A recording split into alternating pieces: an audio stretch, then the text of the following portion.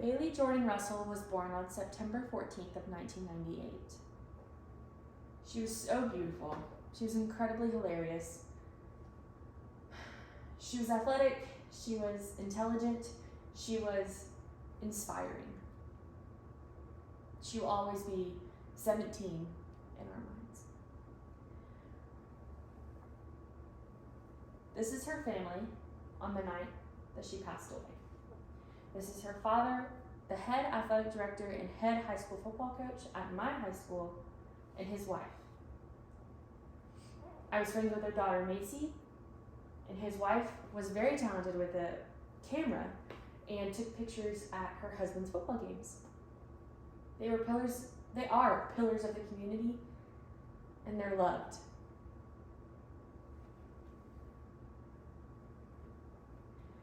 This is Bailey's best friend, Haley Johnson.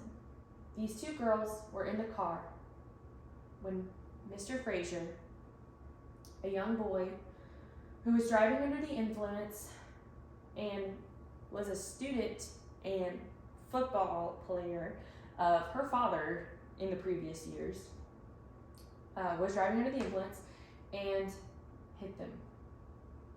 Haley died on impact, and Bailey Jordan Russell passed away on June 7th of 2016. The night of graduation, those two girls were coming home from Whataburger, went to the dollar store to buy toilet paper to feed our superintendent's house, because what else is there to do in a small town? And little did their parents know that's the last time that they were ever going to see their daughter. The last time that they saw their daughter, she was wearing a red graduation robe. It was raining outside, so they had to do graduation inside the gym instead of on her dad's football field.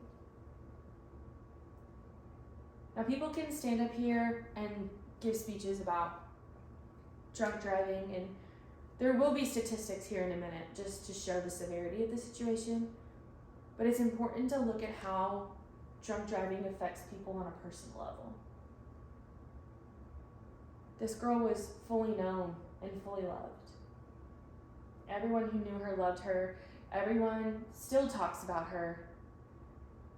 And she has such a testimony and such a cool story to tell because she's still teaching people.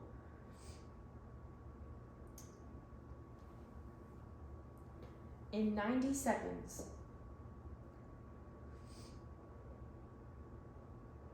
their life changed. Every day, about 32 people in the U.S. die in a drunk driving crash. So that's one person every 45 minutes. Let that sink in. That means roughly about every Monday, Wednesday, Friday class. Those classes are what, 50 minutes? 55 minutes? So one person every Monday, Wednesday, Friday class dies. In 2020, almost 12,000 people died because of an alcohol-impaired driving. That's 14% of an increase, according to the National Highway Traffic Safety Administration. That's crazy. That's absolutely insane. Alcohol affects the brain's communication and the brain's pathways. It stops your receptors. You can't think about things. You have a 7-second delay caused by impairment of your receptors, according to the National Institute of Alcohol Abuse and Alcoholism. So the same thing goes for driving high. And every day, an average of 300,000 people in the U.S. drive drunk. But only 3,200 are arrested, according to the CDC. That leaves 296,800 drunk drivers that hopefully make it home, hopefully make it to a hotel, hopefully make it to these places. That's staggering. That's absolutely insane. Was that really worth Bailey's life? Was drinking really worth Haley Johnson's life? Your little 2 hours of a good time took away this family's pride and joy, and her entire life was ahead of her. She's only 17. That's younger than most of us right now, and we've had this incredible opportunity of going to school here and living in Waco and doing fun things that we like to do. So do you really think that 2 hours of partying and, oh, I'm only a little buzzed, I can make it home, is really worth taking away her entire adult life? She didn't even get married, she didn't have kids.